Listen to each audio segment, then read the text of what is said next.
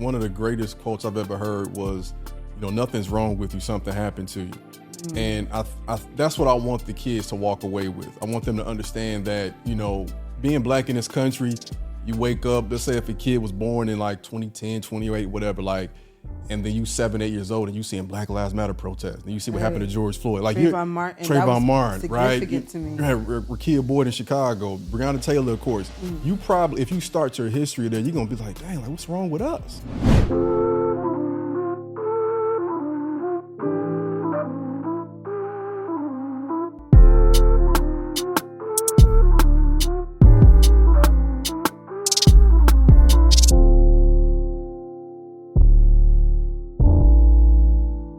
Hello, everyone. Welcome to another episode of the Know Your Rights Camp podcast. I'm your host, Aicha Sacko, and today we are here with Ernest, Crim, right? The second or the third? Oh, you got to get that right. Okay, we got to do that all over. Because I looked down and then I saw two of them, and then I moved my chair and then I saw the third one. So let me redo that. That's my tagline. My dad going to be like, hold on now. Ernest, Crim the third. Ernest, Crim the third. Okay. Yep. Ernest, tell the people what's up. How you feeling? I'm great. It's a pleasure and honor to be here. I'm excited. I can't wait to speak to the kids. So, this is dope. So we're here for the Know Your Rights Camp in Houston. Do you want to tell us what you're going to be teaching them in your presentation? Yeah, so I'm known as, I call myself your favorite Black history teacher. And I say that because I taught for 12 years in the classroom. And a part of what I did as a classroom teacher was I taught U.S. history, but I always made sure I implemented our stories in the course. I actually minored in it when I was in college. So I started making social media content. And that was just my way of reaching more people. Like I would turn my lessons into 1-minute clips. So, and I know, like for me, it was so important because Black history, this is the name of my book and my presentations, Black History Saved My Life, because it gave me pride in certain situations. It helped me understand who I was. And when I dealt with the hate crime, it pushed me forward to know that I was better than how I was treated. So in the presentation, I'm taking those same strategies I did in the classroom that was, compelling kids and having them say they love my class, to now we're going to be speaking to 300 plus kids doing the same thing. And I ironically call myself your favorite Black history teacher because I know most people haven't had one. So when I'm teaching it online, it's like, this dude is like, that's all I talk about. And if I'm talking about something else, I'm connecting it back because it's just that important. So when those kids hear me speak for 20, 30 minutes, if they never hear me again, they're going to leave with a renewed sense of pride in who they are. And as Tupac would say, like, their brain is going to be sparked to change the world and keep going with their research. Right. So can we talk about, in terms of history, like what aspect of Black history do you talk about with the students and what's important to highlight in Black history? The main thing for me, I guess, overall, it would encompass identity. And I would also say restoring our conscious.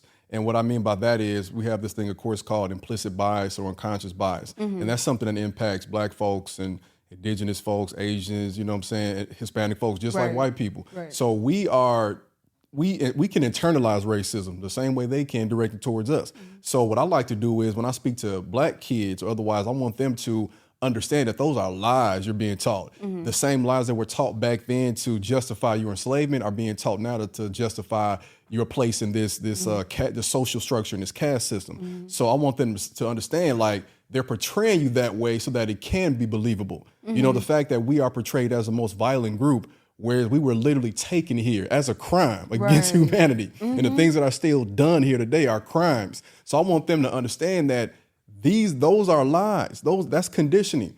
Let's unlearn that. And another aspect is too would be learning that we are more expansive than just what happened here. So this is a huge part of our story, and we're living in the midst of it. But your story did not start here. And if you start further back, you have a better understanding of who you are. Right. Yeah. So it's the identity, it's the diaspora, it's the innovation, and of course, it's the resistance. I wanted to ask you, because you teach Black history, what do you feel like is the most untold or not spoke about that you want people and students to know more and learn more about? I would say, that's a great question.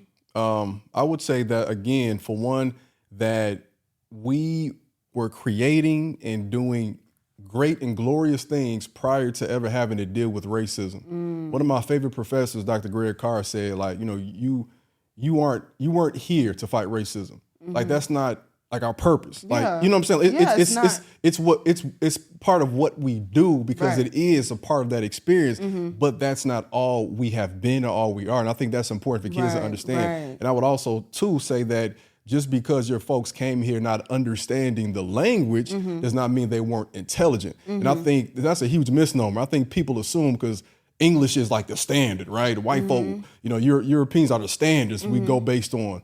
And so if you can't speak that language, then we assume, oh, Harriet Tubman wasn't smart or this person wasn't smart. No. They spoke a different language, that cultural language, or they may have came here fluent in something like Arabic or something else. So I want them to know that ingenuity was there. We were creating things that were stolen from us, and I would, I'm adding way more than one answer, but I like that. Please. But and then I'm going back now. So like the civil rights era, another misnomer is the fact that the only way we fought was through nonviolent resistance. Right. That's a huge misnomer. And a long period of time too. It wasn't like it happened overnight. Exactly. Right. So and for one, like nonviolent resistance is very brave and it takes a lot of strength. But there were also some black folks that said I ain't got time for that. Right. You know what I'm saying? And so I think we need to understand we aren't just one type of people. Being black is not just one definition. We're multifaceted. We're everything. Right. And so one of our one of the things we tell the students is you have the right to be educated. Right. You have the right to be loved. You have the right to be brilliant. And so how are you going to embed that into your presentation for these kids tomorrow so that they walk out of that room like, I just learned something so significant, I'm never going to forget it. Yeah, I think one of the greatest quotes I've ever heard was, you know, nothing's wrong with you, something happened to you.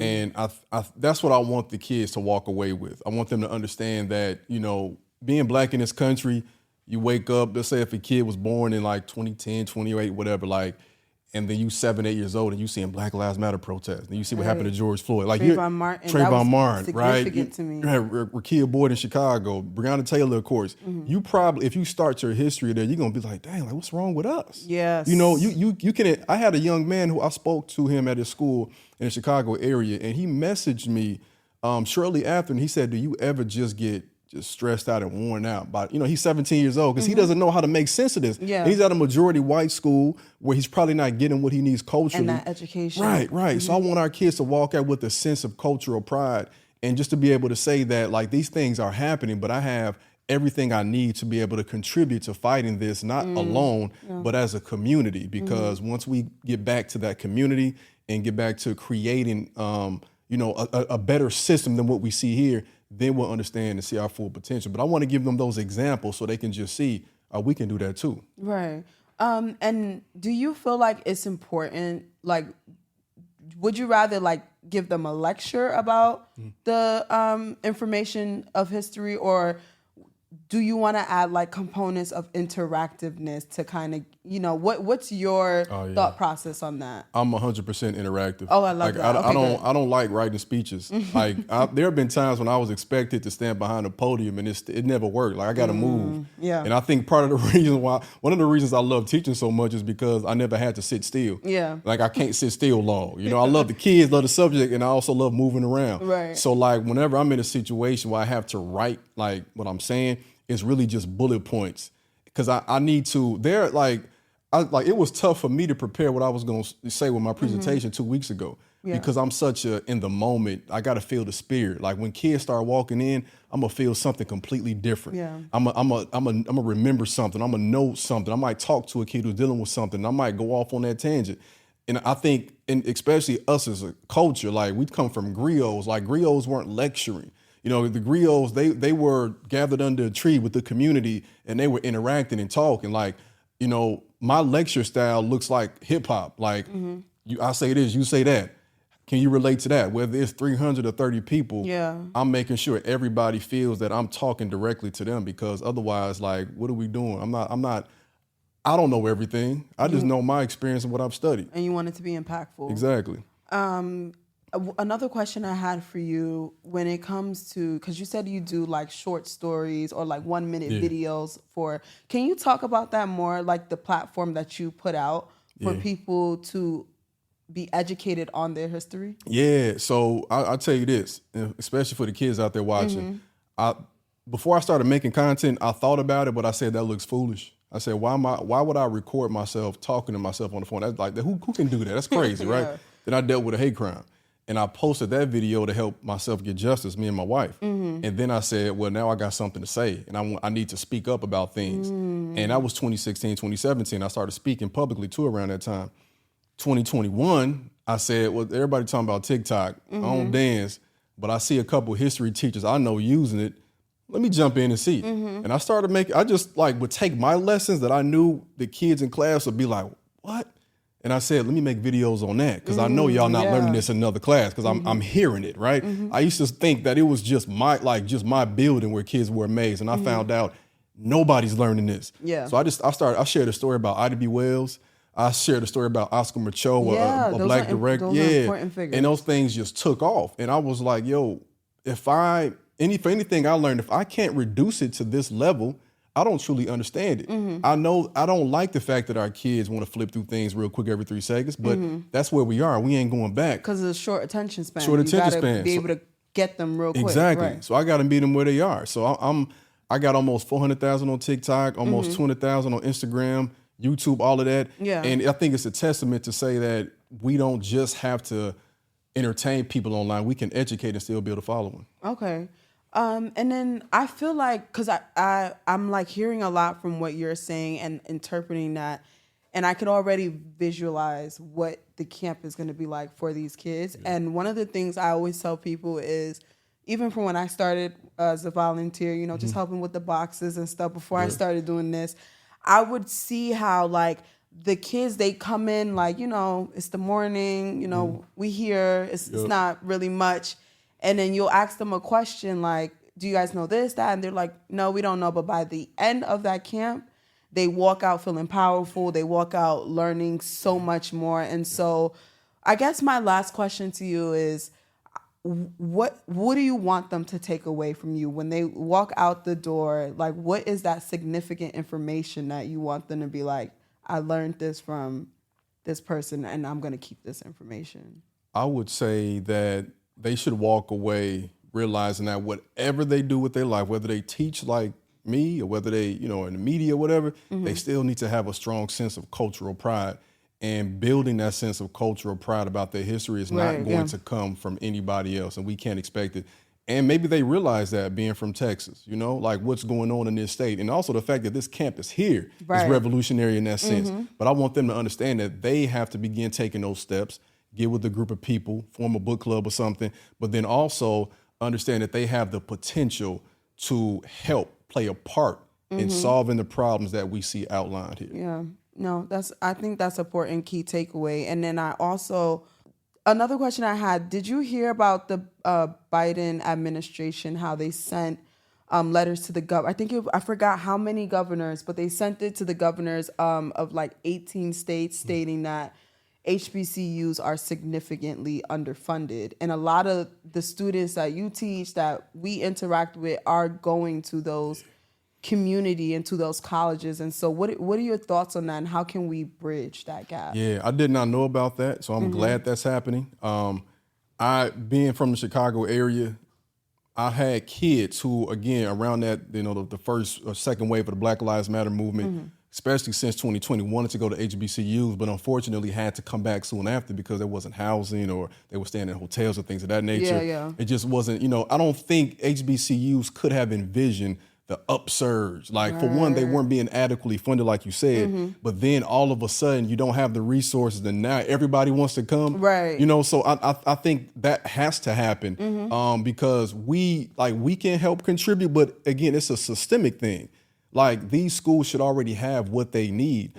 So I'm hoping that, that's something that continues to transpire. Right. And I hope that our kids continue to want to attend these universities as well. Right, because it is a historically Black college. And I feel like especially those communities are very important. Because I went to a predominantly white institution. Same. And I felt like I didn't have anybody who looked like me, not that community. And then I was always getting stared. I felt so uncomfortable. But then I was like, I can't go to an HBCU because I won't get enough funding to go to that school and I don't have the money to. And so my best option is to go to a school that's going to fully fund me, which was that PWI. And so I do think it's important for these historically Black colleges to be funded because there's so many of us who want to attend. And, you know, it's just a lot to unpack. But I definitely agree with you. Our kids are crying out for it, especially kids who don't go to high school in a majority Black environment. Right. Like, because my school, I taught it was mixed. These kids want to go to a Black community. And when I was in high school, that wasn't really the vibe. Like, you didn't see, that wasn't the conversation. Right, So, like, it pains me to know that our kids want to go there now and they're not being given the adequate resources. So, you know, hopefully, I mean, we always make a way. So I'm hoping that there's somebody, you know, philanthropist, somebody that is in that realm that can do something to help out, gets the ball rolling, but it has to be a systemic change for it to be, you know, something that's sustains. Agreed. Definitely a systemic change. Well, I definitely want to thank you for coming and speaking with me and speaking to us on the Know Your Rights Camp podcast. We greatly appreciate you. And I definitely cannot wait to see the presentation tomorrow because I'm going to be the one sitting there learning a couple things. But of course, to our audience, thank you so much for watching. And be sure to follow us on our socials at Your Rights Camp. And be sure to check out our website at knowyourrightscamp.org. I'm your host, Aicha, and I will see you next time.